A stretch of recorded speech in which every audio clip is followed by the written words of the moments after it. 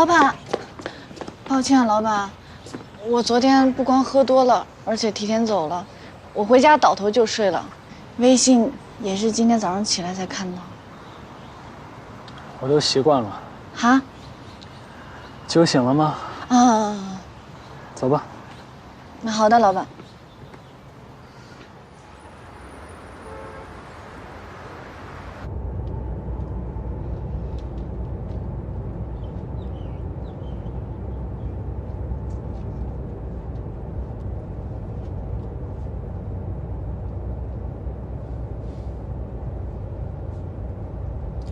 设计方案里面要加入一点中式园林的元素。下午去跟我见一个老师。哦，好。就我们俩？对，去外地。啊？晚上就飞回来，有问题吗？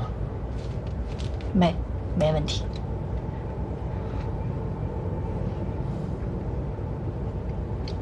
你最近表现得非常不好。之前还知道给我买个早餐，买个喝的。现在呢，就知道站在车旁边等我。前段时间，我认真思考我的岗位职责来着。考虑出什么了？我想着，我的职位只是司机和小助理，不能干涉老板太多私生活。更何况，我做什么事都是3分钟热度。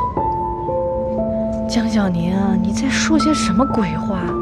你明明只是还不知道要怎么面对老板的感情而已啊！现在年轻人都这样啊。啊？3分钟热度啊。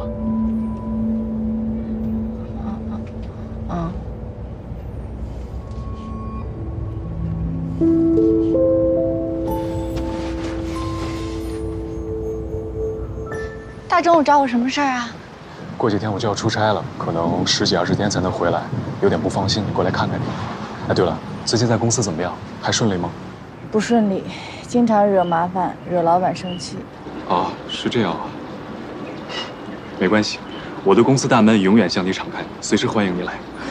不用，我就是给你发发牢骚，我还是非常喜欢现在的公司的。瞧瞧你，让你来我公司上班，感觉要绑架你似的。你已经帮了我很多了，我不想给你添麻烦。旭哥，你脸色看上去不太好，是不是工作很辛苦啊？哦，最近事情是有点多，要想的也太多了。这些年都是这样，看上去也不是很开心。我也帮不了你，还是小时候好呀，无忧无虑的。哦，对了，这个送给你。过些天是你生日了，我害怕我赶不回来，提前送给你。你知道我从来不过生日的。你不过生日又不买蛋糕，生日礼物总是有的吧？拿着。谢谢旭哥。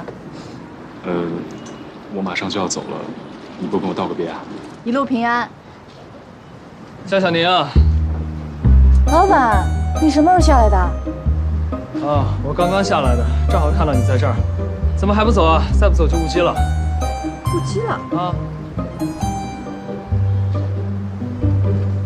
哦，旭哥，我先走了，谢谢你。